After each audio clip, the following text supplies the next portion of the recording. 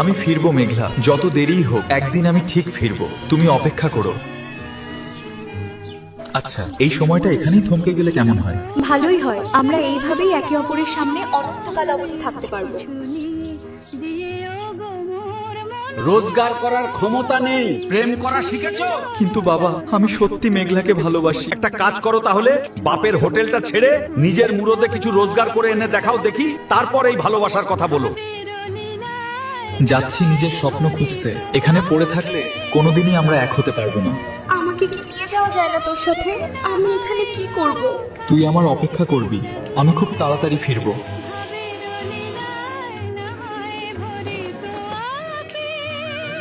তুই কেন এরকম পাগলামি করছিস বলতো? অর্ণব আর ফিরবে না। 5 বছর হয়ে গেল, রোজ শেষ ট্রেন আসার সময় স্টেশনে গিয়ে বসে থাকছিস। কি হবে এতে? কি হবে জানি না, কিন্তু আমার বিশ্বাস ও ফিরবে। ও আমায় কথা দিয়েছে, আমায় অপেক্ষা করতে বলেছে। আরে, ও শহরে গেছে, ওখানে নিশ্চয়ই অন্য কোনো মেয়ের প্রেমে পড়েছে। তোর কথাও হয়তো ওর মনে নেই।